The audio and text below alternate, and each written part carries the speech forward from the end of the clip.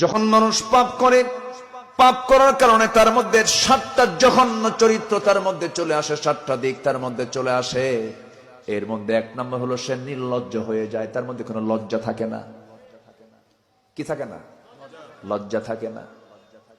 নির্লজ্জ হয়ে যায়, বেহায়া হয়ে যায়, শরম বলতে তার মধ্যে কিছুই থাকে না। যার মধ্যে শরম নাই তার মধ্যে ঈমানটা কেমনে থাকে? ইদা লাম তাস্তাহি ফাসনা মা শি'তা, তোমার যখন লজ্জা না থাকবে তুমি যা ইচ্ছা তাই করতে পারবে। একজন ইমানদারের সবচেয়ে বড় গুণ দিক হলো লজ্জাশীলতা। লজ্জা যার থাকবে না তার ঈমানটা টিকতে পারে না। লজ্জাহীন কখনো জান্নাত পাবে না। লজ্জাশীলতা বড় একটা গুণের নাম। আমার বন্ধুগণ, সে নির্লজ্জ হয়ে যাবে পাপের কারণে।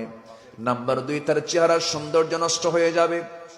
চেহারার মধ্যে কোনো নূর থাকবে না, চেহারার মধ্যে কোনো মায়া দয়া থাকবে না। নাম্বার 3 হলো সে রোগাক্রান্ত হয়ে পড়বে, বিভিন্ন রোগের আক্রান্ত হবে। নতুন নতুন রোগ যা আজ থেকে আগের যুগে ছিল না, সেই রোগগুলো আজকের দুনিয়াতে আছে না নাই বলেন? আছে। এই রোগগুলো যখন সরে যায়, পাপের কারণে সরে যায়।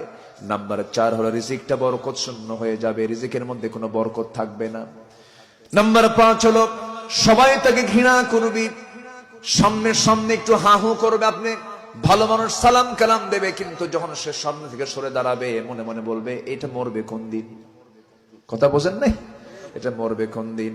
সবাই থেকে ঘৃণা করবে। নাম্বার 6 হলো যে পাপ করবে তার অন্তরটা কালো হয়ে যাবে। অন্তরটা কি হবে? কালো হয়ে যাবে। নাম্বার 7 হলো তার কোনো দোয়া কবুল হবে না। 1000 বার সে দোয়া করবে, পাপীর দোয়া কবুল হবে না।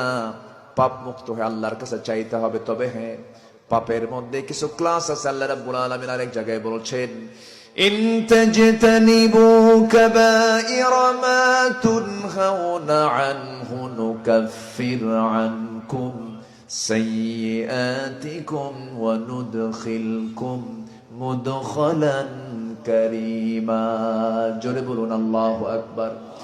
বান্দা, তুমি যদি বড় বড় গুনাহগুলো ছেড়ে দাও, শিরকের গুনাহ, কুফরের গুনাহ, বেদাতের গুনাহ, ফুসুকের গুনাহ, জুলুমের গুনাহ যদি ছেড়ে দাও, জিনার গুনাহগুলো যদি ছেড়ে দাও, সুদের গুনাহ যদি ছেড়ে দাও, মদের গুনাহগুলো যদি ছেড়ে দাও, বড় বড় গুনাহগুলোকে তুমি যদি ছেড়ে দাও, আমি আল্লাহ তাআলা ওয়াদা করছি তোমার জীবনের অর্জিত যত ছোট ছোট গুনাহগুলো আছে সমস্ত গুনাহগুলোকে আমি আল্লাহ এমনি মাফ করে দেব।